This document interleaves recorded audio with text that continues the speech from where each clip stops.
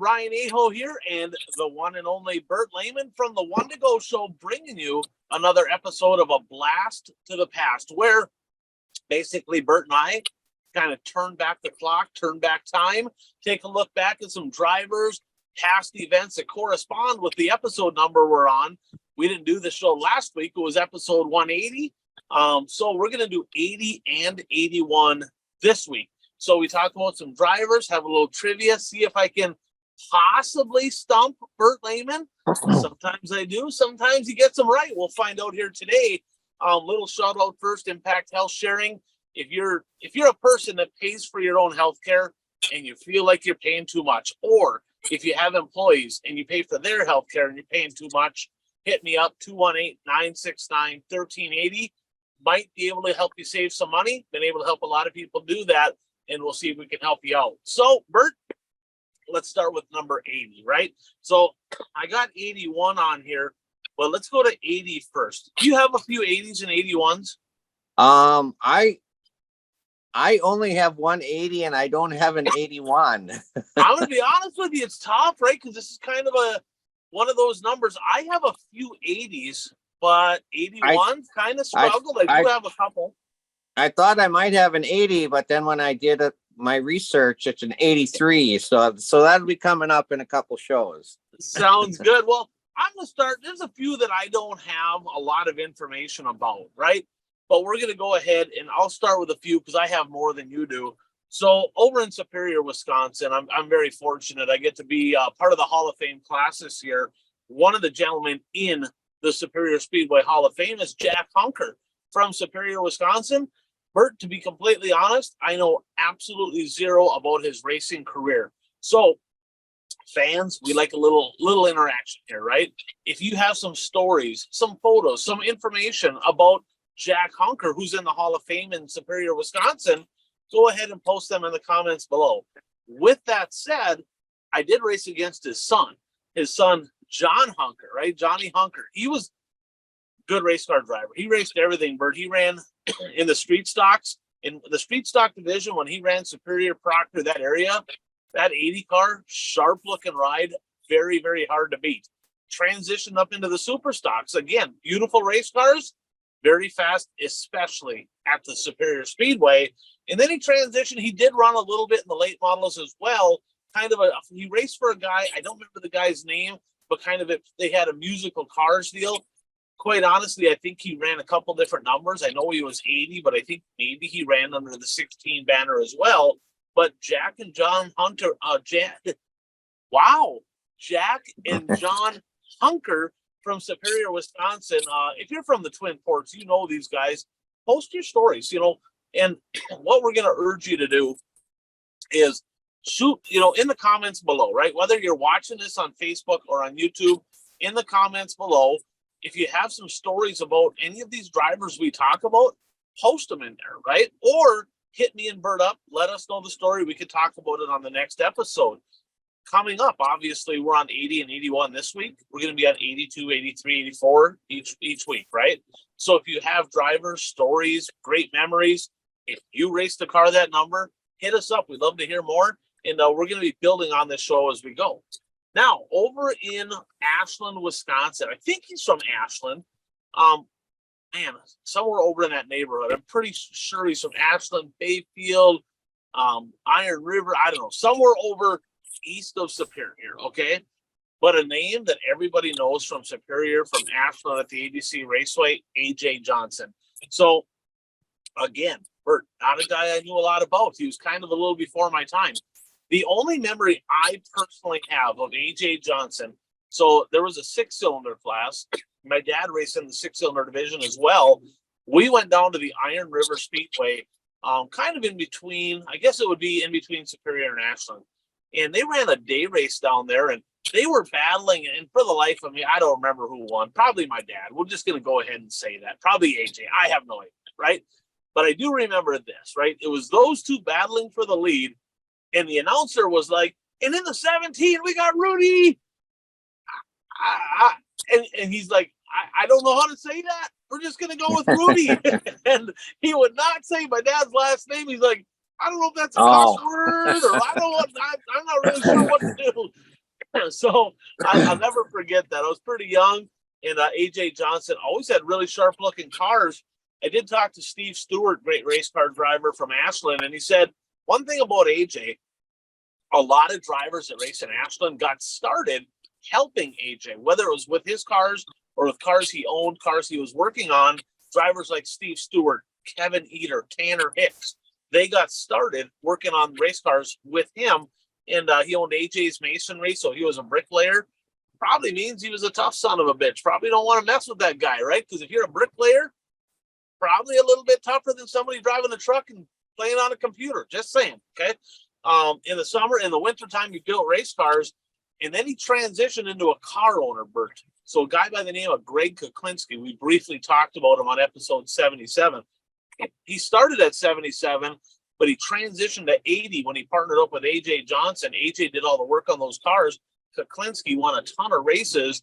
Now Greg owns a car that Steve Stewart drives. So kind of a pretty neat deal there with 80s. But we're going to transition over to you. What do you got do you have an 80? Did you say you have an 80? I have an 80, not from my area, but from central Wisconsin. And I think I got him on my list too. I got him. All right. I'm pretty sure I got him on my list. So who do you got? And I got a couple stories about this guy if it's the same one. Well, obviously, 80 is well known for Troy Kuyath. Raced modifieds for a long time. I think he raced late models for a little bit, didn't he? Yeah, I'll tell you about that in a second. Okay, all right. I'll fill you in. I got a little something for you here. I old Wile E. Coyote here. Incidentally, Kuyath, 1999 Wissota Modified national champion. So he was really good. I think he was a Ford guy too. But yes, he did transition into the late models. Any memories other than you know who he is? Any memories? I believe he won the Wissota 100 one year that I was there. I remember him winning the Wissota 100. That's really the main memory that I have of him racing. He was always racing at Monster Hall whenever we would make the trip over to Monster Hall to race. Yeah, he was really good there. I mean, him and I think Harlstead, Scott Duvall, some of them guys were hustlers. Kuyath won the Natty that year, had a hell of a season. So he did transition into the late models, Bert. So the statute of limitations is up on this story. Okay, so we get down to East Bay and down there by himself, right? So he owns a body shop. I think he does some classic cars and stuff like that. I went down there. He's at East Bay. I'm walking in the pits. He's like, hey, what's going on? I said, what are you doing? He goes, I ain't got no freaking help. And so I ended up helping him do a little body work and whatnot. And just kind of farted around in the pits with him a couple nights. Well, one night after the races, Bert, a whole bunch of us decided, you know what? We're going to probably go enjoy some adult entertainment and have a few cocktails. We'll just leave it at that, right? Probably had a couple too many. Guy driving the car probably should not have been driving the car. Okay, it was not me. However, okay, I was in the passenger seat and we were all probably 3 sheets to the wind and complete dumbasses at the time. And there was, remember, you know, them big orange barrels, right? It's orange barrel season in Wisconsin right now, right? So the orange barrels, well, this guy's like getting as close as he can. We got a rental car. He's like, I'm going to see how close I can get to these without hitting them, right? And he's getting closer and like, ooh, that one was close. Ooh, that one was close. And he's looking down, and I grab the wheel, and I just give it a little, like that, just barely. Wow! He smoked the mirror, ripped the driver's side mirror right off that rental car. His eyes got like that big. He had no clue that I even did it. So, sorry, it is what it is. Statute of limitations is passed. Needless to say, rental car, he didn't get the insurance on it. Well, Kuyath owned a body shop, right? So we go, you know, the next day he runs down to the junkyard or whatever. He's like, trying to find, well, actually he talks to Kuyath and Kuyath's like, why don't you run down to the junkyard? Just find something that matches. Don't need to be power, don't need to be whatever. He goes down there, he gets a mirror. Kuyath gets that thing all put on, kind of buffs out the side of the car. Nobody was none the wiser. Dropped the car off at the rental car place, good to go. We were golden. So that was my Troy Kuyath story, causing a little trouble. He wasn't. He helped us out. So a couple more I have here. So you remember the name Pete Wallers, right? You got a horseshit attitude. If you don't, I'm just kidding. Okay. Yes. So Zach Wallers is his kid. Zach Wallers is late model guy up in Hibbing. Now Pete Wallers won the first 2 ever with Soda Superstock national championships. Before that, though, he ran in the hobby stock, and then he raced a few shows for my dad. And there was a guy by the name of Louis Vidal. So Troy Vidal, you ever see cars with Mohawk salvage on it? Provencino's got it on there, right? So yes. Yeah. So Mohawk Salvage is Troy Vidal. Louis Vidal's Troy's dad. So Louis Vidal was partners with a gentleman by the name of Ed Vessel. They had a number 86 cylinder, and Pete Wallers drove that. I think Ed and his son Jerry also dabbled in that car a little bit. But when it was going fast, it was Pete Wallers. And Wallers drove for quite a few people before transitioning into the Super, won a couple natties, jumped up into the late model, had a short little stint. I think he had 1 year. He tried out the ASA deal. Very, very good race car driver. Career ended really short. I think he just kind of ran out of funding, and now his kids racing. I have a feeling, Bert, that his 2 younger boys might be getting involved with racing here in the not so distant future too. So it'd be super cool to see more of the Wallers out there. Up in the Twin Ports, Bert, nice guy, one of the nicer guys you'll ever meet. I don't know that he had a ton of success behind the wheel, but a gentleman by the name of Roy Duke. I think he kind of helped out Danny McMahon a little bit too, but Roy Duke ran the number 80 in the modified division. And he actually had a little stint where he threw a wing on it, go down to Cedar Lake, run the wing modifieds as well. He still ventures over to the Proctor Speedway, I believe, once in a while. One of the nicer guys, Bert, that you'll ever meet. Not super, not that front runner, but one of them important pieces of racing history at the Proctor Speedway and Superior Speedway, because just one of them guys, right? Now, let's go north of the border, Thunder Bay. Back in the early 80s, man, I tell you what, I used to love going up there. But one thing, all the tracks in my area, Superior, Hibbing, Proctor, see, Thunder Bay raced on Wednesday. They still do. They run on Wednesdays again. But they raced Wednesdays then, and a lot of those drivers would come down, run Friday, Saturday, Sunday. There was a late model guy. I don't know if you recognize this name, Ed Kaupe. Remember that name? No. He had a blue number 80. He also, I believe he ran a Diamond Super Stock also. But he used to come down quite often to Hibbing, Superior, and I was always there for Labor Day, and don't know a lot about the guy, but our friends from north of the border certainly do. And I have one more number 80, and then we're going to get into a little trivia and then jump over to 81. Do you have any more 80s before we do? No, I didn't. I don't have any other 80s. So wing modified here, Dan Johnfeld, I think it is, or Bjonfeld. It's Bjonfald. That's how you spell it. Somebody correct me. He ran in the modified, in the wing modifieds. I have some pictures of his car there. If you're watching, you're seeing them here.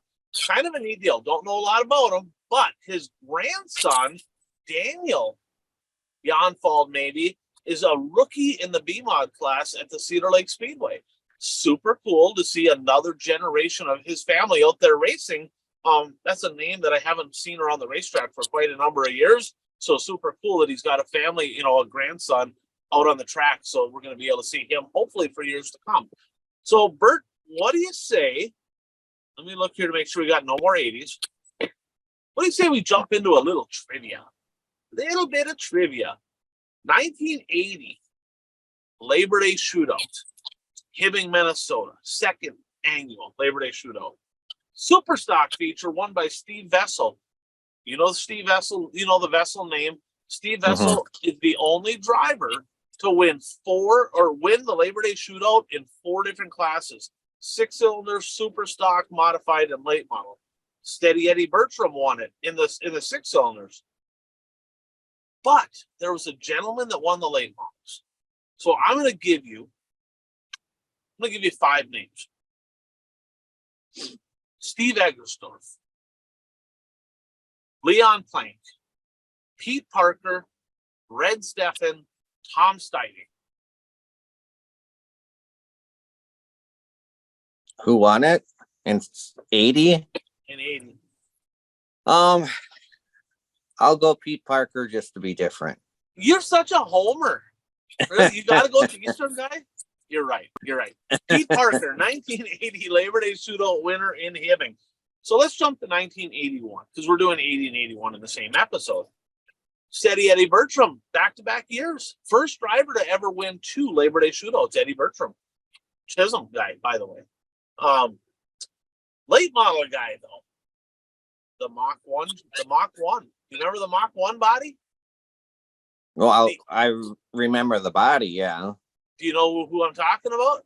No, I don't. Legendary, Bert. Legendary in the early 80s. This guy in 81 had a big year. Big year, okay? So, Rick Popovich. Red Steffen, Leon Plank, Jeff Hinkemeyer, Pete Parker, Tom Nesbitt. What do you got? Well, Nesbitt had some weird looking car. Was that the one you're talking about? Jeff Hinkemeyer. Okay. So this is when Jeff Hinkemeyer was 13, Bert, and he was unbelievable. He'd come up from St. Cloud and clean everybody's clock for about a 2-year window. But the super stock feature, Bert, I just love talking about this. It's one of my favorite stories as a kid. I remember it like it was yesterday. 1981 Labor Day Shootout. Super stocks are on the track. The Red 7. Ron Jones leading the super stock feature. Checkerboard over the roof. Bolted, gone, checking out from the field, right? Bert, he starts slowing down. Starts fading. 5th, 6th, 7th. Yellow comes out. Well, back in the day, they probably did it at Shawano too. You watching TV over there, Bert? What do you got going on? I got the Brewers Twins game on. Oh, it don't matter. It's 162 games, guy. Turn that garbage off. The Twins suck. The Twins are gonna win the division, okay? And they're gonna freaking get swept in the playoffs.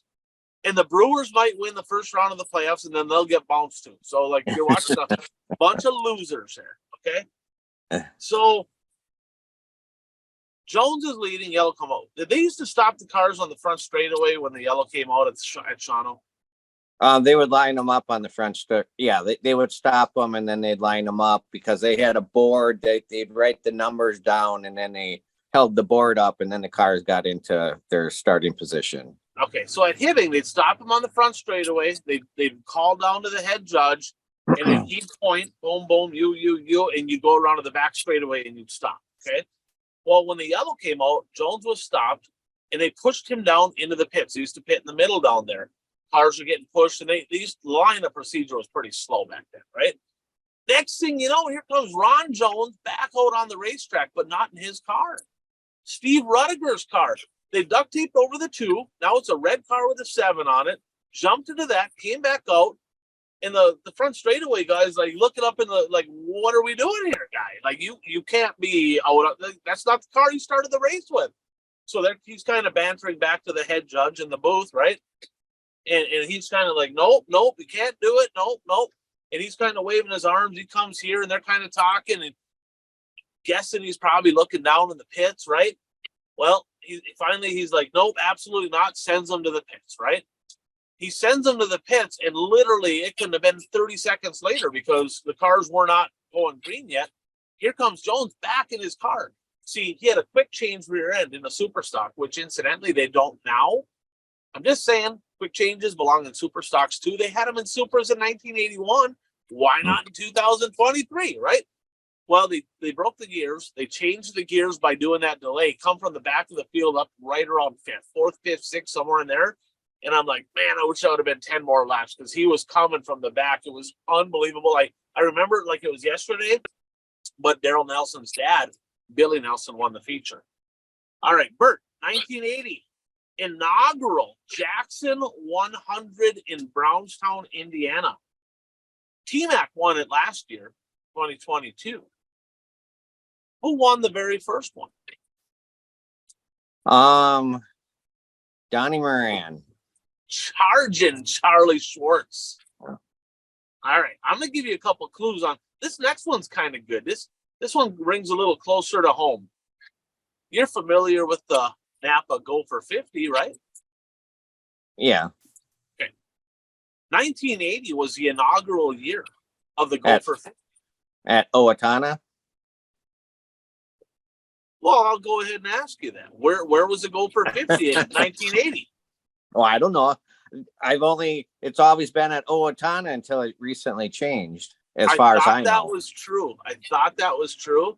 Bert, in doing this here, I learned that the first 2 years of the Gopher 50 were held at the Chateau Speedway in Lansing, Minnesota. A track that did not open this year because there was a nasty divorce with the track owner and it just didn't open. Hopefully it does later. So I did not know that. I found that interesting. Okay. So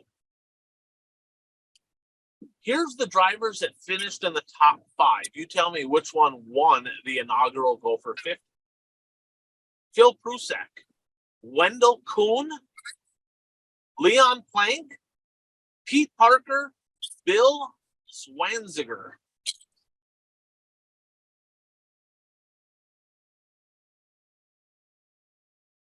I'll be a homer again and say Pete Parker. Leon Plank. And incidentally, in 1980, Bert, Leon Plank won the Gopher 50.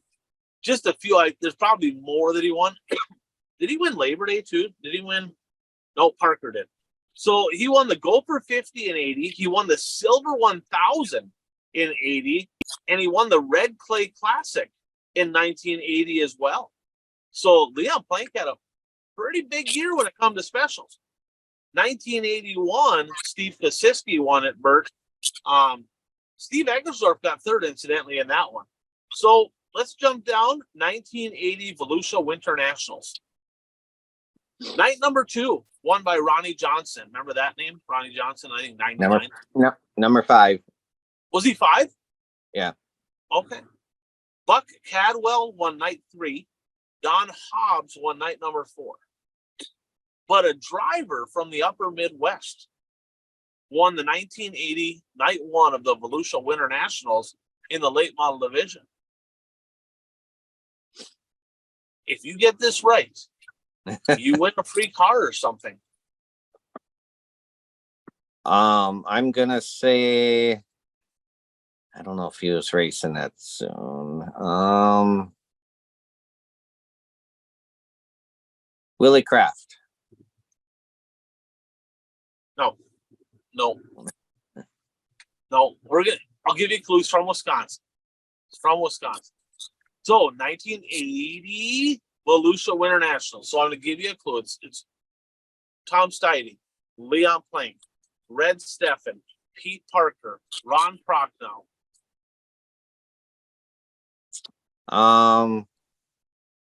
Steffen. Pete Parker. You should have been a homer. Should have. Pete Parker, Bert, 1980 Volusia Winter Nationals. Okay. But I didn't know that. That's kind of cool. Let's go World 100. I told you to study up on the World 100 there, guy. I don't know if you did. Well, it's no fun if I look up all the answers before the show. That's fair enough. So, all right. I'll just go 1981, the winner, Larry Moore, 14,000. But there's 150 cars. 150 cars, right? They'll get that. Well, they like it. 119. But back then, at least in the early 80s, drivers were allowed to enter 2 cars. Oh, okay. So they would actually qualify both cars, and then they would take the higher qualification. Interesting. Okay, Bert bringing us a little bit of world. Good job bringing us a little bit of World 100 history. So 1980, Bert. The heat race winners were Kevin Gundaker, Pat Patrick, Larry Phillips, Billy Teagarden, Steve Kepler, Don Seaborn. It paid $13,000 to win, $2,000 for second. Talk about a Dolly Parton purse, a little big on the top, and Bert, it was $150 to start the World 100. $150. It probably cost double that to get there in fuel. So fuel was only like 99 cents back then a gallon. But that's a lot of gallons, right? But Pete Parker got 13th in this race. Okay. Second place, Kevin Gundaker, who actually owns the Tri-State Speedway down in Granite City, Illinois. Your winner was Buck Simmons, Larry Moore, Freddie Smith, Charlie Schwartz, Leon Plank.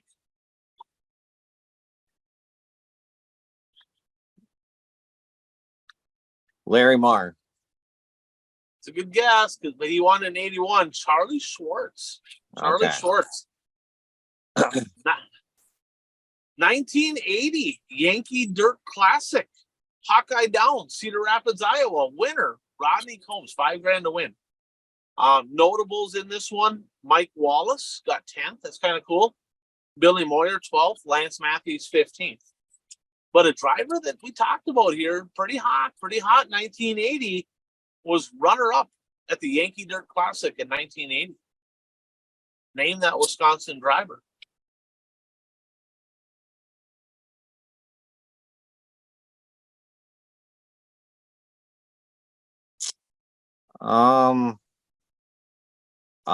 Stiting. Leon Plank.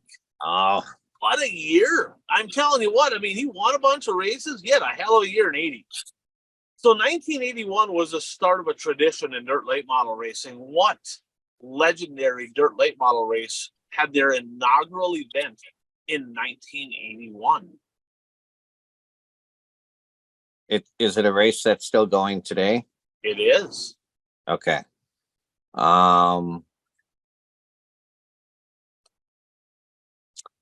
The Dirt Track World Championship. That is correct. Bird's on it. Pennsboro, West Virginia. Do you remember who won that race? $30,000 to win in 1981. Do you remember the story of the gentleman that won the inaugural Dirt Track World Championship? I do not.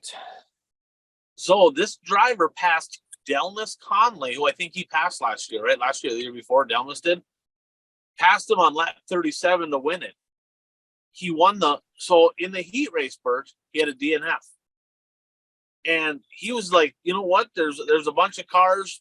We're just going to head out. We're going to call it a day. We're done. There's like 96 cars, right? Well, the engine went in the truck in the hauler, so he couldn't go anywhere. And they're like, well, shit, you're here. You might as well start in the back of the B and see what happens. Wins the B from the back, wins the A main from the back. I've heard this story, but I can't remember the name of the driver. Jim Dunn. Okay. Jim Dunn. That's pretty cool. 1981 Hillbilly 100. One of my favorite drivers, Bazooka. Ring a bell? Bazooka. Oh, that's Freddie Smith. The Southern Gentleman. Freddie Smith. Pete Parker, incidentally, was at that one. That was in Pennsboro. He got a DNF. So a little bit of trivia there. One last one here, Bert. There's a certain sanctioning body that was founded in 1981. They didn't start keeping track of national points till a couple of years later, but a group of 8 tracks got together and founded an organization that is still relevant in dirt track racing today. World of Outlaws? You're close. You're close. It starts with a W. Unbelievable. Typical freaking Eastern Wisconsin guy. Unbelievable. Oh, with soda? That is correct. Yeah, Wissota was founded in 1981. A group of 8 promoters got together. They had their initial meetings, and their concept, Bert, was, see, back in the 70s, right, late 70s, all through that, every freaking track had different rules. There was no unity, right? I mean, if an Iron Range car wanted to go to Duluth, or if they wanted to go to Cedar Lake or Menominee or South Dakota, I mean, it could have been different engine rules, different carburetor rules, different tire rules, different spoiler rules. Everything was different. There was no continuity. So these promoters got together and they started that sanctioning body, and they said, hey, let's band some of these tracks together. And Wissota was, I mean, it's still a good organization in a lot of respects, but it started in 1981. So you said you don't have any 81s, right? No, I don't have any 81s, but I have some trivia, some Shawano Speedway trivia type stuff. And come on, y'all. I'm gonna have to look it up over the next week. It was in the early 80s when I mean, we talk so much about the race at the Dome in St. Louis. Did you know that they actually had a dirt late model show at the Pontiac Silverdome? I did. That was in the early 80s sometime. I'm not exactly sure what year though. Boy, oh boy, we're gonna have to go ahead and check that out, because that, I don't remember who won that race. Do you remember who won? Well, I don't remember who won, but I know Pete Parker. I have a picture saved somewhere of Pete Parker at the Pontiac Silverdome. There you go. There you go. So. Bert's gonna bring us some thunder. So all right. Do you have any trivia now, or are we gonna have, you gonna keep us hanging? You gonna leave us hanging? Well, no, we can do the Channel Speedway stuff. 1980 was the start of the domination of the big three in the late model division. So I mean, you have a 1 in 3 chance of picking the correct driver. Who won the championship? Pete Parker, MJ McBride, or Terry Anvlin? Correct. Correct. Those three. Okay. Correct. So the championship in 1980, the Navarino Nightmare, Terry Anvlin. Nope. MJ McBride. Yes. All right. All right. I don't have that. I did make a diecast of his first championship car. I don't have it out here. But yes, 1980 was his first championship at Channel Speedway. And he won the championship without winning a feature that season. That's one thing that he always, whenever I interviewed him about, his racing career, he was kind of proud of the fact he won a championship without winning a feature. So I did a couple of those, one or both of them in the modified division. Actually, I never won a feature, but I won the points. It's like, good grief. But a model of consistency, and back when track championships were a lot bigger deal than they are today. Hopefully that comes back. And then since we're also doing 81, the late model championship in 1981. Well, from 1980 through 1998, MJ McBride, Terry Avlink, or Pete Parker won the champion. One of those three won the championship each year, except for 1981.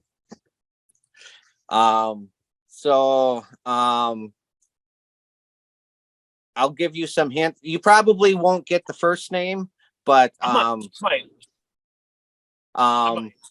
okay. No, give me some hints. Okay. His dad raced, and 5 of his brothers also raced at Channel Speedway. Okay. Lowell Bennett? Yes.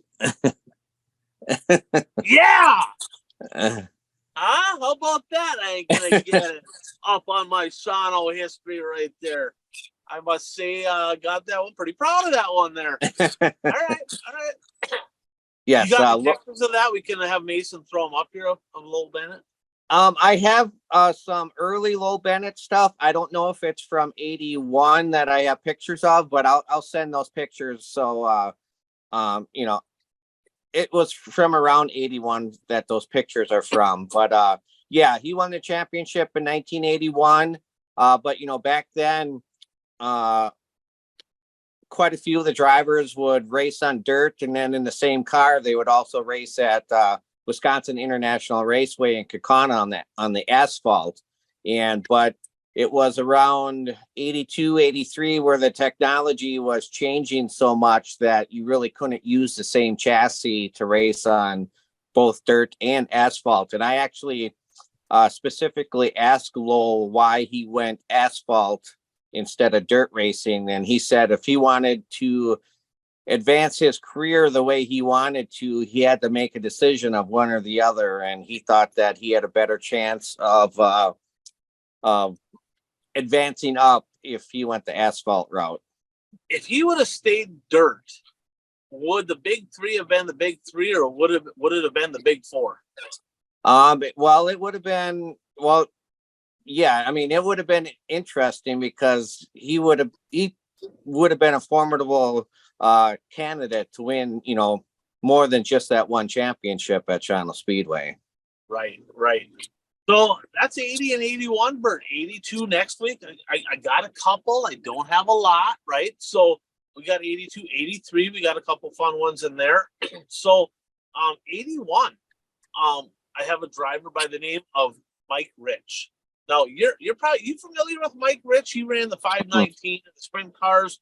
So he started in the street stocks as a 55. He ran smart cars. And then in I guess 1990, or it must have been 89, there was a place called the Cove Cabaret nightclub in Superior. And the owner of that place said, "Hey, why don't you drive for me?" Ran a super stock. First year of WISSOTA super stock national points was 1990. He finished runner up, just a short little handful of points behind Pete Wallers, who won the first two WISSOTA national titles. Mike Rich then went on to race in the modified division, became one of the best high side hustlers in all of dirt racing in our area.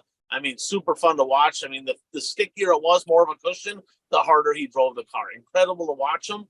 Then he had jumped into a late model, had some success there, transitioned into a sprint car, had a bunch of success there, won a track championship at the Cedar Lake Speedway, got runner up in the WISSOTA 100 behind some schlep, not very good in a sprint car. Donnie Schatz, might have heard of him. So I got second behind him. And I did an interview with him yesterday, Bert. I had a few minutes to go ahead and have a good conversation with Mike Rich, talking about his racing career and suffering. He's got Parkinson's disease now, and he was doing good, but he said he can't do a lot of things that he'd like to do. But I tell you what, great guy. I mean, one of the best to ever strap in a race car in our area. Super fun to watch. So, Bert, what I'm going to do is, hey, we'll jump off here, right? We'll jump off. We'll be back next week, and we'll have a short little commercial break here, right? We'll bring you a short little commercial break, and then after that, stick around. We got a great interview, candid interview. Sit down with Mike Rich and kind of hear about some of his racing stuff. So, Bert, we'll see you next week. Little shout out to our friend, Dirt Race Central, of course, the official streaming platform of the One to Go Show and the official streaming platform of WISSOTA Auto Racing. If you don't have Dirt Race Central, watch drc.tv. You need to get it. I mean, it's less than a couple $100 a year, right? And you get so many races, more racing than any other platform out there that I know of, right? And they get all the WISSOTA racing. So a lot of drivers, right? A lot of race car drivers, they are racing on a Friday night or Saturday night. They might be going to hit another track. Well, get Dirt Race Central, get a subscription. You can jump online. You can watch that track to see what you kind of can maybe pick up to go there. They do a great job. So a shout out to Dirt Race Central. Right, race fans, Ryan Aho here, bringing you episode, I guess, 181, 180, and 181. We didn't do a show last week of A Blast to the Past. And what we do on this show is we like to take a little turn back time a little bit and look back at some of the racers from yesteryear. Like myself, it's been a while since I've made some laps too, Mike, by the way. But we like to look back, talk about some old racing stories, bring on some legends. And I tell you, one of my favorite drivers growing up, and you were a stud in the modified, but I'm a super stock guy. And I remember that blue and yellow 81 rolling into the Hibbing Raceway and giving old Pete Wallers some fits. Like you were one of the only guys that could actually race with the 71. Mike Rich, how the heck have you been, man? I've been real good. Just getting old. Miss racing. Oh, I miss it every day. It's better than the alternative, though, right? I mean, at least we're still shiny side up, so that's still good. Yeah, well, it costs so much money to race nowadays. It's unreal. I'm sure that's why you're not doing it. Yeah, that is 100% why I'm not doing it. Let's talk about that. You got started. I don't remember you back in the street stock days. I from what I understand, you were number 55. Was that your first number? That was my first number. Yep. Talk about how did you get started racing? How did the 55 come about? What was the car? Talk a little bit about that. Well, my brother-in-law, Dave Gillette, me and him were going to get a car together and start racing. Then he went without me. So it took me a couple of years before I decided I was going to do it on my own. So I went and bought a 62 Chev. And in between me having it half done, they changed the rule to you could have Chevelles and stuff. So I had an Army tank, but I had a good engine when I put it in there, and I got 55. I wanted 44, but somebody had it. Then I wanted number 4, but that was my brother-in-law's number. And I remember a guy that raced many years ago from Rice Lake. His name was Don Brown, number 55. So I just said, yeah, I'll take 55. Don Brown used to be a good racer. I'll see if I can keep up to the good stuff. Nice. So you got became a 55. And then, see, I remember your brother being 55. Yeah, I didn't even know you were 55. I was 55 first. He started out at number 54. Then he went to number 71.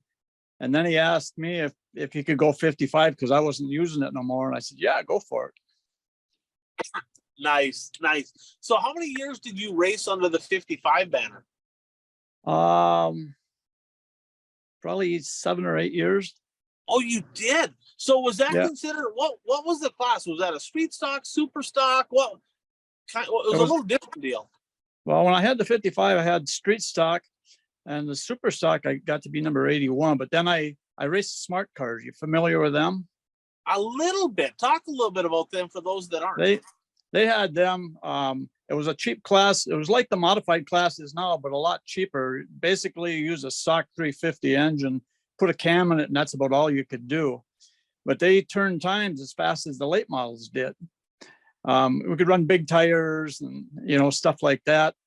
And I ran that. There's John Josephson. He's the guy that built the cars, most of them. I took a super stock of my brother-in-law, Dave Gillette's. I cut it right down the middle. I cut it in half.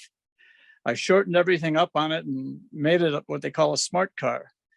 And by that time, I was starting to change my number around because I was kind of getting out of the class. The class really didn't go anywhere. And I met up with the owner of the Cove bar, and he asked me if I'd drive for him. And I said, well, yeah, why not? I'll give it a shot.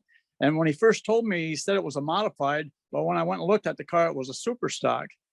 And I'm not sure if I would have done it then or not, but I already committed to him. So I went and did it. In the first race we raced, I won. I said, I was the Northern Nationals.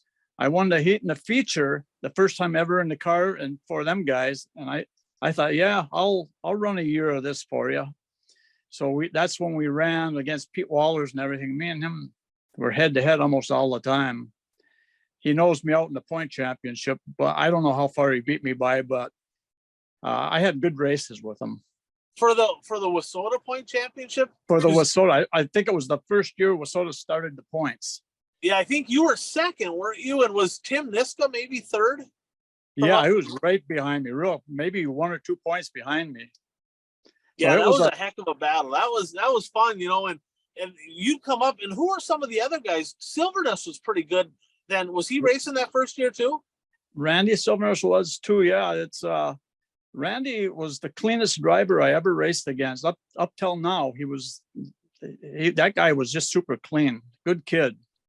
Yeah, but he's a good race car driver. He raced back then. AJ Fote, he raced back in the time. I think Terry Inman raced back against us back then too. And he put on a show a lot of the time. Who else raced with us? Harry Hansen, was that around that time too? The 4? No, Harry didn't.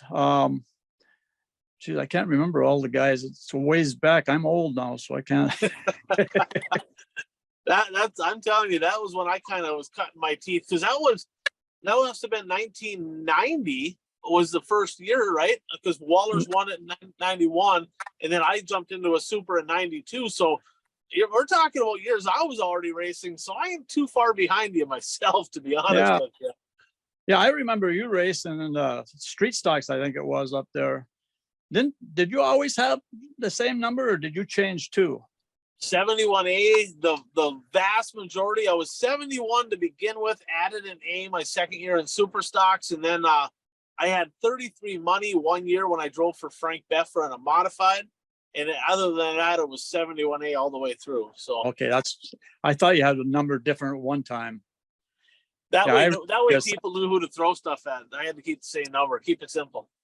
Yeah, 71A. You're my favorite super stock driver to watch.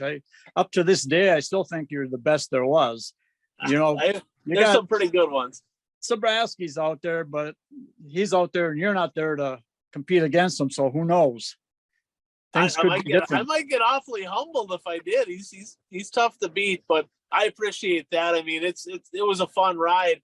So, so talk the smart car deal. Where did they race those? Was it primarily Proctor and Superior, or where did they Well, run them? we raced weekly at Iron River and weekly at Brainerd. And I raced that class in Brainerd. I think I did it for 3 years up there that they had it. Iron River, I think, was 2 years. We only put on so many shows at Proctor and so many shows in Superior. I think it was supposed to be 6 shows, but we got rained out a bunch, so it maybe ended up 3 or 4. So would you say that was kind of like modifieds before modern day modifieds? It was kind of the same concept, kind of leaning that direction. Is that what that was? Pretty much the same, yeah. It was trying to keep the costs down. You know what happened to modifieds now. They started out, they were supposed to have a 350 motor and you could do a little bit to it. Well, and then you have the little tires. So when we started this smart car class, they had a rule. I wasn't the one on the rules or anything, but they had big tires on them. With the gears we ran, and then the motor, like I said, was a 350. Basically, a cam was all you could do. Well, you could put some heads on it too, I guess. And we went pretty good with it. It was faster than the modifieds were at the time. The WISSOTA modifieds. WISSOTA, I don't know if it was sanctioned at the time.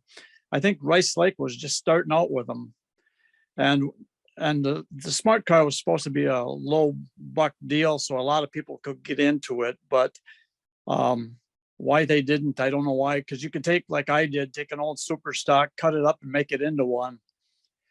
Then there was like the nostalgia cars you see now with the 32 Ford V's.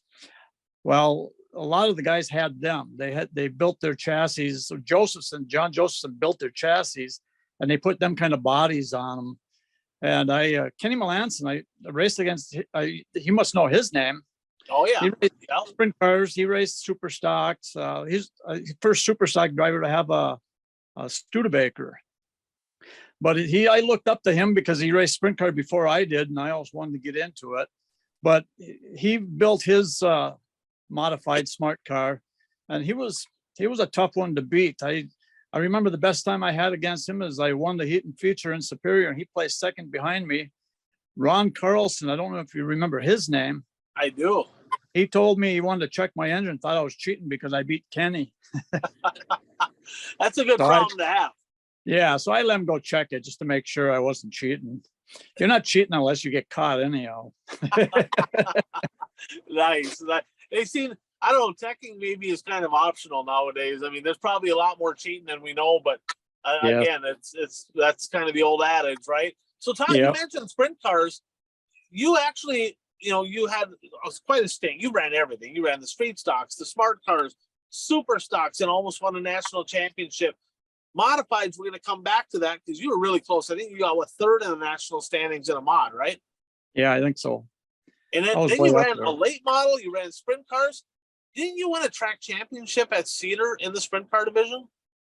Yeah, I won the championship there. I was talking to my boy Jim. You remember Changa? He pitted for me forever. Did Donnie Schatz race down there weekly that year when you won the points? Yeah, he did. So you whooped the 10-time champ in the world, 10-time World of Outlaw champ. Mike Rich whooped his ass. I'm just saying, it just is what it is. Yeah, he didn't race there all the time. It's well, we didn't have to tell everybody that. Come on now. Yeah, I got to be as honest as I can be. He was tough to beat. The only one I really remembered that I liked the best is the WISSOTA 100. He started inside front row. I started 5 rows back. And by the time it was over, I was a few car lengths behind him. He won it and I took second. And, I always wondered what would have happened if I would have had more laps to catch up to him. But then I thought, I would have showed my nose and he would have showed who he really was. He's had an amazing career. I mean, to win a World of Outlaw championship 10 times and to be able to run with that guy, that's got to be a pretty cool feeling right there. So your sprint car deal, and then you ran. We'll talk about the late models because mod is kind of what I mean, you were a hustler in a mod, but how did talk about the late model deal? How did you get transitioned into that? You ran that for a couple years, didn't you? I ran off and on that. one guy would come and get me and ask me if I wanted to drive his car for a couple of weeks. And Dean Johnson, you know of him. Yep. Donnie Kopp had a new car, the one Pete Wallers drove, Donnie wanted. So they got that car, and they had the old one stuffed out in the barnyard full of hay and everything. And Dean asked me, he says, would you put this car together and you can drive it until I sell it? And I said, yeah, I could do that. He said, it might take you a week or two to get the car ready. Well, I got my crew together and we had it ready the next night for up in Hibbing. And we went up there and ran. I think I ran that car 5 times. That was the end of the season. So it was 5 times to the end of the season. He asked me, do you want to drive next year? And I said, well, I'm still racing my sprint car and I'm going for the point championship this coming year. So I said, I'll run it on Friday and Sunday, but Saturdays I want to run Cedar Lake. And so we ran it. The first night in Superior with it, I won the heat and feature. And he was jumping up for joy. He said, I've never seen anybody drive in the corners like you do. I said, oh, I don't know what I do different, but it worked. And then I ended up, both line engines built them. And he told me they'd be okay. Well, when I talked to Line, he told me they both needed rebuilding soon. And Dean said, just drive them the way they are. Well, I blew up 2 engines right in a row, one right after the other. And that was the end of that ride. Then I drove for Bill Winberg, him and Jeff, not Jeff Berg, his name, Berg was his last name. I drove a couple races for them in a number 16 car. I think about everybody had a shot at that car. Rick Long drove that too, right? Rick Long drove it, yeah. Hunker, did Hunker drive that one? Hunter drove it, yes, he drove it. Even Brady Smith drove it. Oh, he did? Okay. Yeah. Okay. I did that a couple times, and I don't know if it was money or what the deal was. They were low budget. And then I monkeyed around more in sprint cars. Well, then John Carpenter asked me if I'd drive his car, and it was down at Cedar Lake, and I tried. He had some kind of goofy chassis, and he had it come from down south, and I didn't know what it was about, so I had no idea how to set it up. You know, it's that is John. Bob Girardi. Yeah, Bob Girardi set the car up down in Menominee for me. He came down there and he was paid to set the car all up. So me and him were back at my hauler talking and stuff. We looked over and there's Carpenter changing the whole car around. And I went out there and I couldn't drive the car, you know, and if you know John, that's John. That's all I can say. I drove for John too, so I know what you're talking about. So off and on, I'd hop into his car, and it was never set up right. And one night, me and my wife, he wasn't around, so we set the car up for the heat race. I won the heat race. I asked him if I could put new tires on the back. They were bald for the feature, and he said, if you're a good enough driver, you'll be able to do it with the way it is. Well, needless to say, I ended up taking 5th. I led half the feature, but when they had a restart, everybody caught up to me. Well, and the tires were burnt off, so I was dead meat. And that was about the end of the late model deal. And that was actually pretty much the end of the race. I drove his super stock a couple times, but John's John, good guy, but yep. I don't know what to say else about him. I will gave him a heart attack because I drove mod for him when I went down to Florida. We actually won a race at East Bay, and I think we brought down like 60 tires. And he's like, "We're never doing that again." Right. So the next year, Kanata and Joey Jensen went down, and we went down. And at the time, the rules were you could run D's, A's, and H's. Well, you know as well as I do, when if it's a little wet, you got to run them D's on there. It was significantly faster. Well, he told Kanata and Joey, we ain't buying any D's. We're not buying that many tires. Well, they struggled to even make features because it was that much of a difference. It's like, yep. The guy spends money. Like, I mean, he'd buy anything, but he just, on tires, he just did not want to buy tires. For whatever reason, he hated buying tires. I'm glad I wasn't the only one. He hated buying them for you too. So there is that. Yep. So modifieds, right? So super stocks. I remember you coming up in the 81. That thing was sweet looking. Well, I saw a picture of a red car too. What red and was there a red and white 81 super that you drove too? No, not that I can recall. I didn't drive no red 81. Lauren sent me a picture, but now I don't have it on. It was like, I thought it was white. I'll send a picture of it here. Let's see. I don't think I can. I drove a white one with red numbers on it and a red That's strip. got to be the one. That's got to be the one. That actually, a guy named Steve Snidey, they had a Howe chassis and he took it apart and made it half his chassis and half Howe. They call it a Snidey Howe chassis. And it was originally built, Cedar Lake had a limited late model class. And I raced it down there for half the season. I was leading the points. Then they quit the class. Oh, and boy. So maybe I could have won it. Who knows? You know, I had a half a season to go. But then they turned it back into a Wasota car. And that was the red and white 81. That's it turned into the one you know best, the blue and red one, or blue and white one. The one that was the same car. Okay, I didn't know that was the same car. Yeah, they had to change the chassis around a bunch to make everything legal on it and stuff like that. But I had a fun time with the super stocks. I just I wanted to get up into the modifieds. I really enjoyed the modified. In fact, modified and sprint car are my two favorites.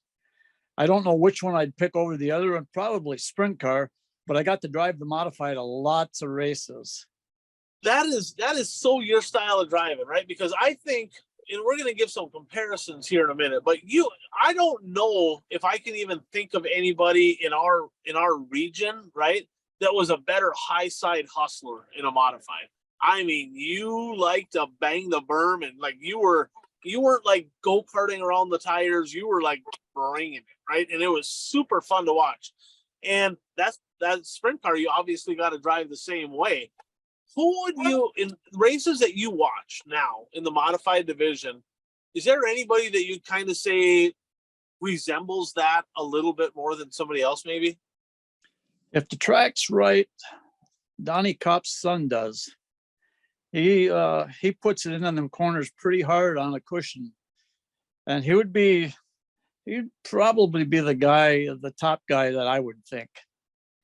Yeah, Brandon Kopp, he's actually, I think quietly, I think he's either got this, I think he has the second most, either the first, tied for the first most or second most Wasota modified feature wins early. I mean, we're early in the year, but he's right up there right now. So his dad was fun. What was it like racing against his dad? You must have did that a time or two.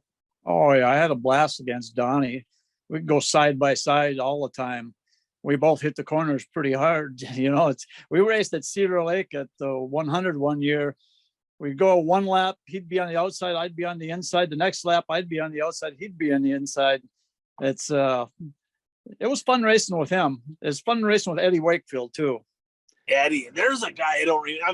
He's kind of had a little rough patch in life, but I tell you what, he was phenomenal. He never really had a huge budget, did he, Eddie? He always had some pretty good sponsors, though. Yeah, well, his parents took care of him real well. They weren't rich, but they made sure he had the best equipment.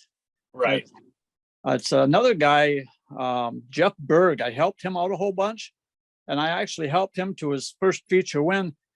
It was kind of comical because he was leading, I was in second, and I set his car up, but I was in second, and I forgot who was behind. Mike Kelly was behind me, and Kelly kept smashing into the back of me, into the corners, trying to spin me out.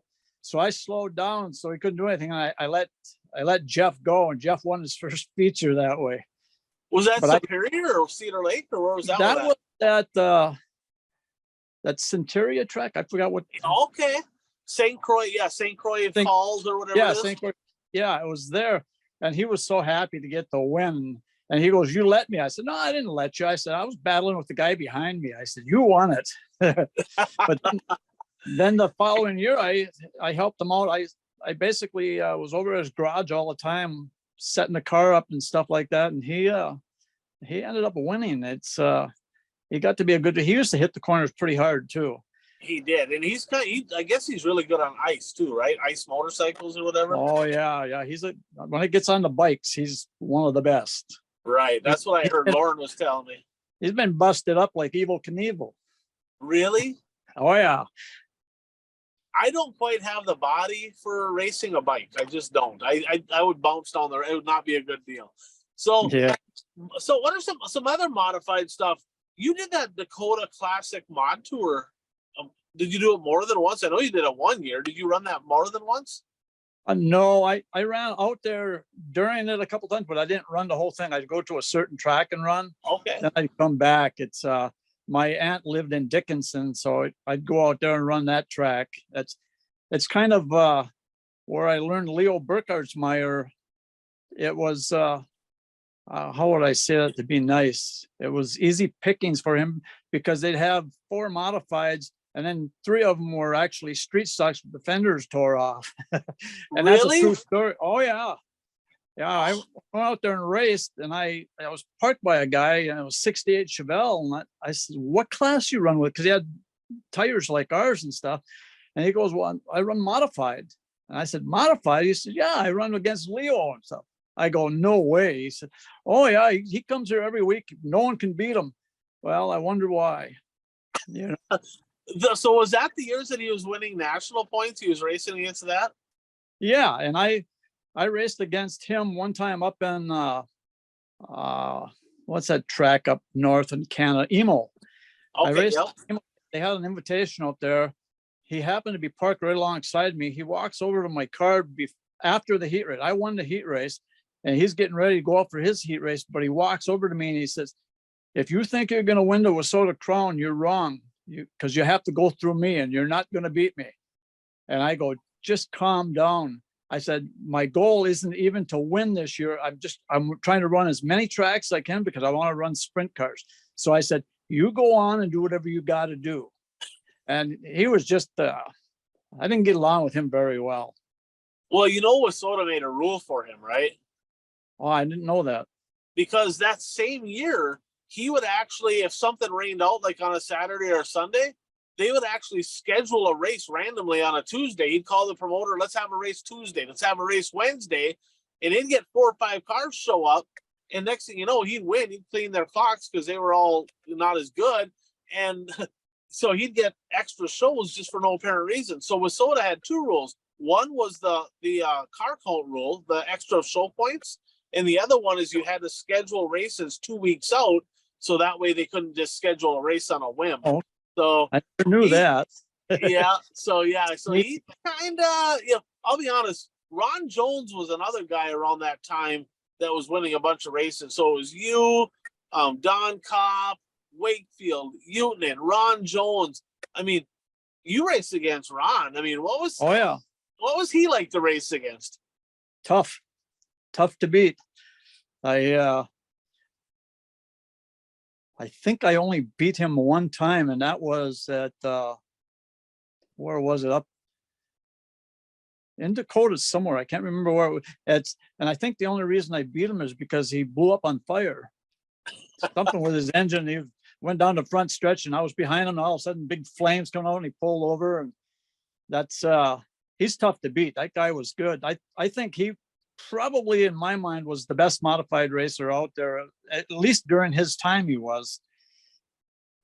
Yeah, he was definitely, I guess he raced for my dad, so I was kind of partial to Ron Jones. He ran for my dad 1 year.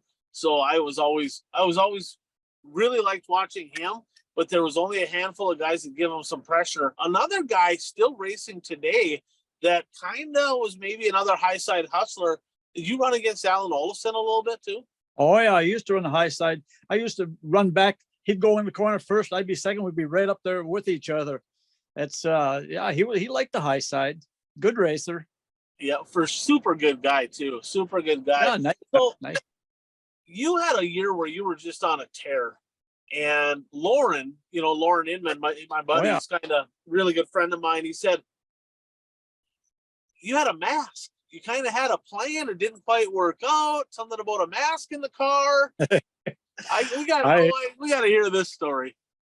All right. I was winning a lot of races, and I was on a killer streak, and I hit Superior, and I had 4 in a row there.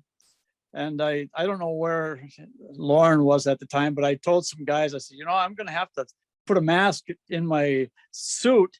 And if I win, I'm going to put it on, jump on the top of my car and say, smoking, somebody stop me. I never And it did it, but I jinxed was you. going to. Huh? It jinxed you, didn't it? Yes, it did. Yes, it did. Bit me in the butt. Oh man. That was was that the movie The Mask? Is that what that movie was? Yeah. Yeah. The mask. Yeah. So did you ever race up at Riverview in Thunder Bay? No, never did. I was up there, but I never raced there. Okay. In fact, we were going to bring a street stock up there and race with the super stocks one year, but I had a breakdown of my hauler, so we couldn't go. So I went up there anyhow to watch the races, but I didn't get to race. And a couple of the guys that Jeff Tout, he went up there with a street stock, and I think he placed 5th in the feature of the super stocks. Okay. And me and him used to have some good runs together. He was a good driver. Died too early. Right. Yeah, quite a while ago, actually, too. Oh yeah. So, what are some other notable moments? Something that like really sticks out to you as far as like some of your favorite accomplishments you had, or sometimes your favorite moment in a car is maybe not even a win. You mentioned the night getting second behind Shots at the 100. What are some other moments that you're like, oh man, that was our night, or something that you just really remember? Geez, you're asking me something I don't really know. It's you caught me by surprise. Let me flip it around on you. While you think about that, I'm going to flip it around on you. Because if you're anything like me, I hated losing. Hated losing. Bad. Oh. Is there any that you're thinking about that it's like just sting to this day? Like that one got away, and it's just you just never really kind of got over it. Yeah, I was racing at Cedar Lake against the IRA 410 sprinters, and I was having fuel pump problems. And I went out in the heat race, and fuel pump acted up. I pulled in. They didn't have a semi that night, and so I had to start the back of the feature. I borrowed a pump from another guy. I got going. I was going good. Rubber laid down. I come from the back up to 3rd place. I was going to win the thing. They had a restart. Well, they threw the flag for the green flag for the restart. The car went blup, blup, blup, blup. Fuel pump. I was done. I would have had to win. That one sticks in my mind a whole bunch. That was my race to win. That's and what's funny about it, as I had a pin that come out of my what do you call it? Firewall, and it's sticking out, and it was hitting where the fuel pump went in. I don't know if you're familiar with sprint cars, but the fuel pump hooks right up into there, and it had a little thing. Well, it made the fuel pump shake itself loose a little bit. So the fuel pump wasn't the cause. It was that little pin that was the cause. I had 3 different fuel pumps on that car, and the same thing happened every time. And like a dummy, without looking, I sent away for a fuel pump. I bought a brand new one. I had the other one rebuilt, and I gave the other one back to the guy who borrowed it to me. And he said, "Don't worry about it." Well, it cost me some money, put it like that. Right. Over like a freaking $2 part. That's always the worst. Just something stupid for sure. Yeah, exactly. You see, that's the sign of a winner right there. A winner, a lot of times you don't remember like, oh, I won this one, I won that one. It's like, oh, that one got away. That one I should have won. That one I wish I could have won. Yeah. Is there who would you say your biggest like heated rival was? Did you have any heated rivalries back in the day? Somebody that you were not afraid to bang the boards with? I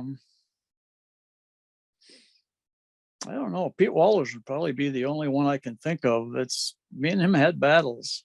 He was kind of I like Pete. I've known Pete my whole life, but he was kind of a tin bender back then, wasn't he? Oh yeah. I saw a picture of his very first super stock. It was a 17, a picture from Proctor, and I sent it to him here, I don't know, a month ago, and I'm like, holy cow, guy, hit the pace car. that there was not a. I mean, I thought some of my stuff was rough. That thing was destroyed, but he was a talented race car driver for sure. I mean, he was Oh yeah, definitely good. yeah, he was tough to beat. So you've raced a lot of different tracks. Is there any tracks that stuck out? Like, you know, what, I mean, Cedar Lake, I mean, you ran a lot of laps at Cedar, Superior, Proctor, Ashland, Hibbing. What track would you say was your favorite track to race at? Well, I have two of them. Superior and Cedar Lake were my two best. I love going fast. Cedar Lake, you can, you know, put the pedal down and go 20 or 30 laps, whatever it was going to be. Well, where I ran up by the wall, and you could just hold it down and go wide open. And not all the time, but most of the time you could. They had the track, they had a cushion up there. So, and Superior has always been I call that my home track. Right. It's always been a fast track for me. I love going fast. That's why I got into sprint cars. They go fast. And when I started seeing a few of the tracks dry out and they have sprint cars on them, I go, that ain't sprint car racing. You're right But- on. I watch a lot of World of Outlaw stuff, and they got them things mudded up, and there's traction all night long most of the time. Speaking of that, right? Back in the day, we used to have mud scrapers and all kinds of stuff. As a former racer that liked to be up on the wheel, banging the boards, running the cushion wide open, what is it like watching these tracks that are bone dry in heat races? I dislike it a whole bunch. There's some talented drivers that can drive the dry real well, but it's, you know, you're slowing down to 40 miles an hour into the turns. That, I don't know, that ain't, I guess that ain't so bad because the competition's there and you have the cars, but who wants to go to a race and have to take a shower as soon as they get home because of all the dust? Right. You know, coated with dirt, you know, and it's, I don't care for that at all. Yeah, I'm with you. I'm with you. Superior was good last week. Oh man, it was fantastic. They had some good races. That's the way I wish it would be all the time. When you talk to the guys who prepared the track, they say the drivers don't want it like that. Well, you know, that's because probably engines, you don't want to have a big engine, you know, so you try to limit the bucks a little bit. I don't know. I personally like a tacky track. I'm with you. And I got to be honest, I don't think it's all racers, right? I think some racers that are, like you said, there's some drivers that are just incredible on the dry slick. They're so smooth, right? Well, they want it to be super dry because it kind of spreads the gap. They're that much better. When it's sticky, there's a lot of people that when the track has got some grip in it, maybe they're terrible on the dry, but now all of a sudden maybe they shine a little bit on the stick. So some of the drivers that bark the most just maybe don't want to race against some of the guys that they have to compete with when the track's got grip in it. Yep, exactly. So you mentioned Brandon Kopp. Who are some of the drivers other than him that you like you're a fan of racing as well, whether it's on the national level or the local level? Who are some drivers that you really enjoy watching today? There's a bunch of them. It's hard to pick just a couple of them. I tend to like all the underdogs. It's the guys that are trying hard that don't have the money. It's like this Andrews kid in the B mod. I think he won one up in Hibbing this past week. He did, first career win. Yeah, and I'm glad to see him do it. It's I used to letter his uncle's car and his dad's car, and you know, them are the kind of people I like, the underdog guys. I like to see them get a good shot at it. It's, you know, they don't have the best of equipment a lot of the times, but they make do. And I'm glad he won one finally, and I hope he can keep it up. And another guy I watch is Al Utenen's son. He seems to be going real good this year. Yep. And he's not afraid to get up on the wheel either. He's kind of a hustler.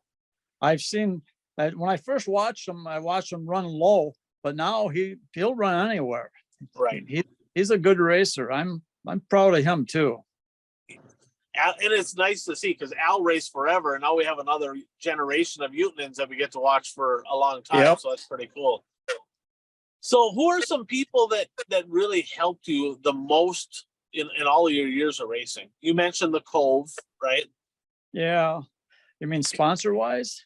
Sponsor, crew, just people that when you think back, because let's face it, one thing I love about racing, I met a lot of great people, right?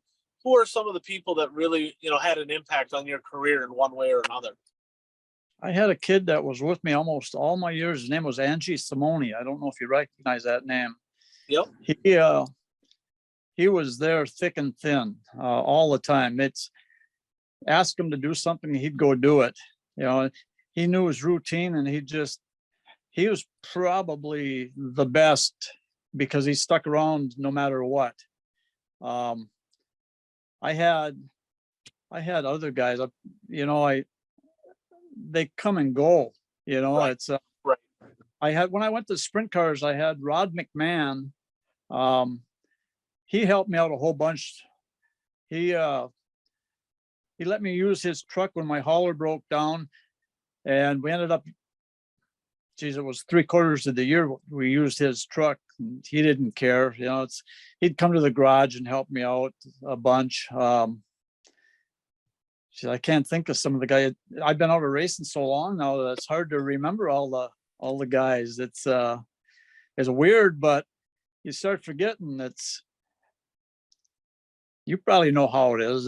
I do. Actually, one day I actually took and I started making a list, right, of a lot of drivers or a lot of people that kind of sponsor me, pit crew, and I'm like, and I kept writing and writing and writing, and I actually have it in my notes now on my phone. So that way I'm like, oh man, I forgot totally about that person, because we both raced a lot of years, and that's a lot of people coming and going in the shop and around, and people that would just randomly show up at the pits and be like, hey, I can change the tire if you need it. There's a lot of people, and yeah, it's that was better parts of our life. What do you miss most about it? Competition. I loved competing against people. When I was a little kid, we used to race models down a ramp.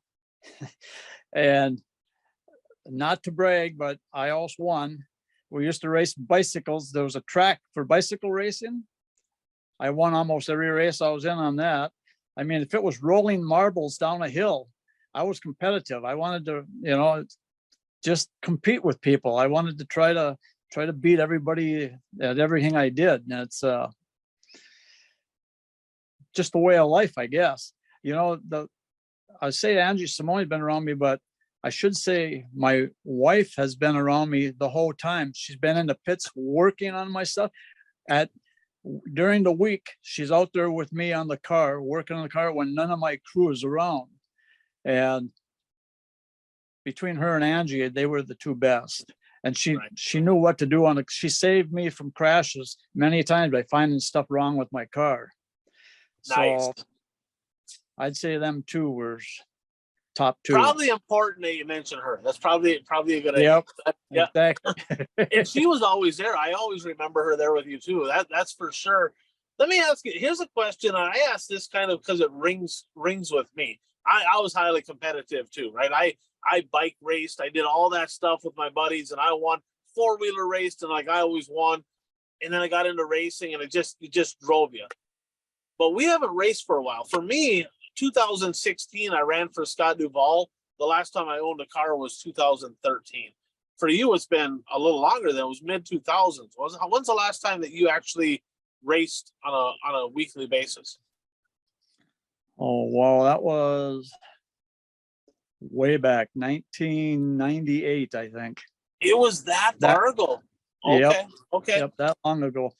I raced here and there in races, but I never raced weekly, like 2-3 nights a week. I just, it's 98 was the last year I raced all the time. Okay. So the question I have for you is this. I have struggled mightily to fill that void, right? Like I love racing. I'm passionate about it. If I didn't have to spend $100,000 to get a freaking race car, I'd probably have one right now, right? But so the hunger's still there. Have you found anything that has filled that void? How have you managed with that What did it take a while to kind of get used to the idea that you were no longer racing?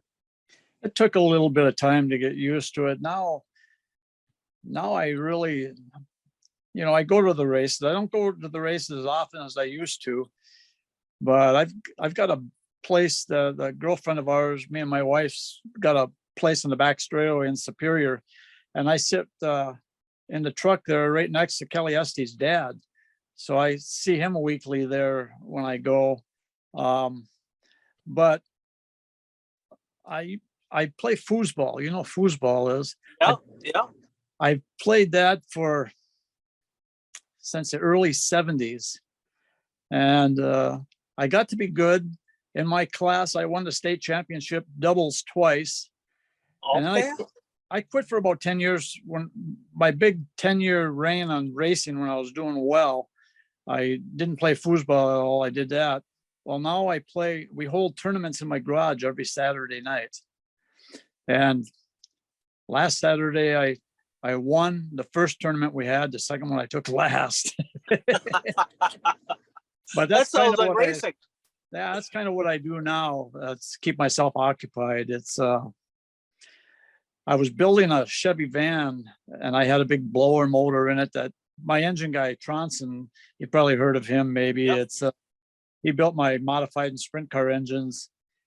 He built me a blower motor to put in there, 700 horsepower, in a 76 Chev van. I had it gutted out. I had it tubbed. I had 19-inch wide tires on the back. It was ready to go. It just needed some tender loving care. Well, then I ended up being diagnosed with dementia and Parkinson's. And you can't weld. Parkinson's, your hands shake too much and you can't weld anymore. And I hate asking people for help. So I decided finally that I'll have to get rid of it. That was going to be my toy for the rest of my years, but I got rid of that. And basically it's just foosball now. Right. So I never realized you were a fabricator, because your brother, built quite a few race cars, right, Jimmy? Yeah. He built a lot of street. Did you build any cars with him? You did a lot of fabricating, or was that mostly his gig, building Joker chassis, wasn't it? That was him. Me and my brother-in-law built two of my cars, but that was back in the day when we didn't have tube bending, so we had to put sand, fill the tube full of sand and bend it heat it up and bend it down. I don't know if you ever heard of that, but I haven't. Yeah, you fill it full of sand, then you heat it up and you bend it, and it doesn't crinkle. So you get a pretty good bend out of it. And we built two cars doing that way. Really? Wow. Yeah. Yeah. Nowadays, everybody pays for everything. I can't imagine somebody nowadays doing like that kind of manual labor. It's just not a thing anymore. Yeah, we didn't have a sheet metal bend or anything. We had to do everything on our bench, and the cars still turned out decent looking cars for what we did. If you looked at them real close, you'd probably be able to tell that they weren't, commercially made stuff, but they turned out good. But it was so much cheaper, right? Yes. The average person could afford to race at a high level. And it's tough now. It's really tough. Oh yeah, you don't have money behind you. You're either doing it for fun, because if you're not doing it for fun, you're not getting anywhere without having a dollar behind you. Right. So is there any specials at the end of the year? Because in our area, it was always the end of the year specials, right? You had the Silver, Labor Day, Northern Nationals, the 100, the Punky, Red Clay. Is there any that you like now you still like look forward to, that you like, yeah, I don't want to miss that special? Is there one that really sticks out that you like going to most? Just the local ones, Labor Day I like to go to, Silver 1000. I don't go to Proctor very often. I don't know why. It seems like I'm always doing something on Sunday, and by the time I think about it, it's 8:00. The races are half over, Right. Northern Nationals, I've always liked them. That's about it. I don't go to very many sprint car races anymore, because I guess it's a little bit of an irritation that I can't do it. If I see somebody in the back and they look like they're doing something wrong and I'm picking them apart myself, I'm going, why doesn't this guy do this? Or why doesn't he do that? It's, so I don't do a lot of sprint car race. Now I heard Superior's having the IRA back. I would be at the Northern Nationals regardless, but now that they're going to be there, I'm real happy to see them back. Right. I raced one time in Superior against, I don't remember if there's IRA cars, but do you remember the G.O.A.T series? It was World Outlaw G.O.A.T series. Yep. I think I placed 8th in that. And then one of the announcers from up in or down in Knoxville, Iowa, asked me, "You from Pennsylvania?" And I said, "No." I said, "Why would you think that?" He said, "Well, you got the 3 numbers on your wing, the 519. He said, "The Pennsylvania guys, a lot of them have 3 numbers." I said, "No, I'm from right here." He said, "Well, the way the crowd was going nuts for you, I didn't know where you were from." I said, "No, I'm from right around this area." And he says, "Well, why don't you come down?" He said, "Maybe we can set you up with someone paying for your gas and tires or whatever." I said, "I would like to do that, but at the time I don't have a hauler that I really trust to go that far." I might have got in some big shows, or maybe someone would have picked me up and sponsored me. So I kind of regret not trying that, but what do you do? Right. Yeah, it's one of those things where you can't do nothing about it. Now, how did I remember the 519. How did that come about? Well, I raced with the IRA number 19. That was my sprint car number. And it happened that the first night I go race over in Superior with them guys, there was 2 19s. One was a 19R. Well, everybody was getting confused which one was me. And I was getting confused when I looked on the chart to see where the lineup was, because they were putting 19, 19. Well, the 19R I knew wasn't me. Right. And I was getting confused and going out in the wrong. And I got the car home, and I don't know if Angie helped me or who it was. I said, I'm repainting the car and renumbering it. I says, it's going to be 519. And I said, I'll take part of my first car's number 55. I'll use the 5 and I'll use the 19, my 360 sprint car. And I said, I'm just going to make it 519. And I said, and I really liked Russ Larson. And he was number 519. And he was probably the best he was the best at the time, but maybe he was like a big fish in a little pond. He could chew up everybody. And I always liked his number 519 too. So that was kind of a reasoning behind it too. And I got yelled at for having that number by Jerry O'Brien, but I asked Steve Larson if that was okay. And he said, yeah, go ahead and use it. So that's why I kept it. If he would have said, no, don't use it, then I wouldn't have used it. Right. Steve actually raced that this past weekend. Did he? He did. He started on the pole. I think he broke something, but he ended up starting on the pole in the late model at Menominee. So he must have done pretty well in the heat race. And I don't remember what happened in the feature. I was kind of surprised he was in somebody's number 1 car. But yeah, I mean, the Larson family was a lot of really good racers in that family for sure. Oh, I like Steve. I watched him a lot. Absolutely. So you mentioned the IRAs coming back. That's going to be good. Any closing thoughts? I mean, we had a lot of fun stories here. Always fun to reminisce, kind of doing the foosball thing now to kind of keep them competitive spirits going. You still lettering cars? You still do any of that? No, I've made some letters for a couple cars, but I haven't done really any lettering for a long time. It's like I say, with this Parkinson's stuff, it's really tough for me to do anything. By maybe looking at me, and sometimes I'm not shaking, I'm okay. But when I get something that I have to do, then my arms and hands will start shaking, my head will start shaking around. So I pretty much don't do any lettering anymore.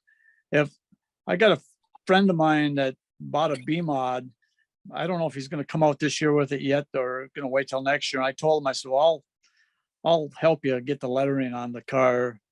I still have the equipment. I probably could have been pretty good if I would have been able to do the wraps, but mine's just basic cutter. Mine was the overlay deal. And that's why it's tough for me now, because if I'm trying to overlay it, my hands are shaking, I make a mess out of things. I've screwed up so much that I knew it was time to quit. Buzzy used to letter my cars, Buzzy Adams, and he'd Yep. send me, and it always had I had 4 layers, right? 4-layer numbers and all that. I didn't have the shakes, but you would have thought I did. I mean, my stuff, if I put it on, it was terrible. I absolutely was horrible at putting that stuff on. So, yeah, you did it for a long time. Didn't you letter some of Chonga's or his dad's cabs for a while too? Didn't you?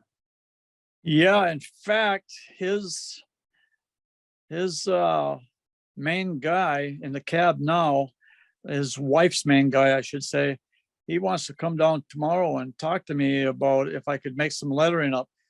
Their stuff I probably could do because I only have to make it. I don't have to install it. So it makes things a whole bunch easier on me. I've done their cabs for quite a few years. He was my right hand man. You mentioned Angie Simone there. I had Jim McClellan. Chonga. Yep.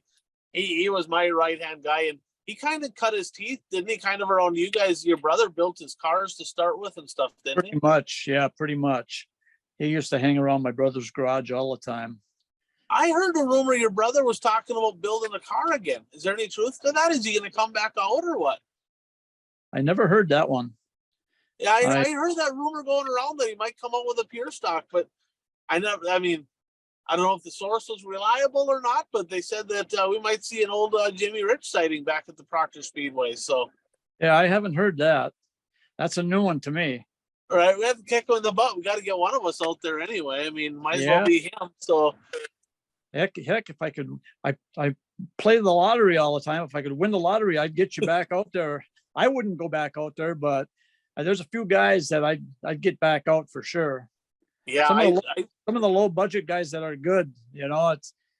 I was surprised that you quit, but I know how it is without the money. It's what do you do?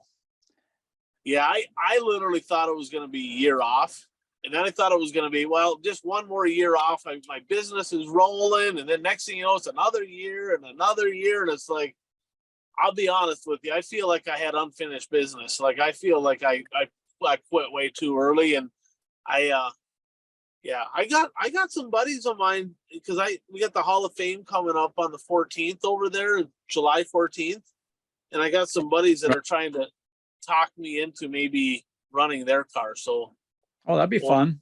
We'll see. I'd like to get a practice night in so I don't go out and look like a clown, but I guess we'll see what happens. Yeah. Well, man, I tell you what, it's been a blast kind of talking some old racing stories with you. I haven't seen you in a long time. We're gonna have to get together one of these days when I stop down there, or I'm in Superior all the freaking time. That's where Halberlines is based out of. So, we should grab lunch or see you at the racetrack or something, because it's been a while, that's for sure. That'd be fun to have lunch and have you come by my shop and show you exactly what I got going on nowadays. And you've never been to my shop, so I haven't. So you kind of enjoy it. Yeah, I'm gonna have to take you up on that. We'll make that happen. We'll make a point of that here this summer. So, ladies and gentlemen, Mike Rich, one of the best ever strap in a race car, especially in our area around Duluth, Superior, Hibbing, kind of Wisconsin, Minnesota area. Won in everything that he's been in, right? Street stock, super stock, modified, smart cars, late models, sprint cars. It didn't matter if it had wheels. He won races, and I got the joy of watching you for a lot of years. I don't think I ever raced against you, which is kind of crazy. Yeah, that's weird. I thought about that. Geez, a couple of years ago, people were asking me if I ever raced against you. I said no, and I said if I did, he would have beat me. I don't know about all that. Maybe if it was that slow, slippery Hibbing type of deal, if it was a cushion, you probably would have lapped me. So there would have been that, but it would have been a heck of a lot of fun. Would have been. It would have been. We can reminisce, talk about how fast we used to be. So, ladies and gentlemen, Mike Rich, thanks a lot for joining us on a Blast of the Past. Appreciate it, and we'll see you soon here. All right, thanks, Ryan. All right, take care. All right, bye.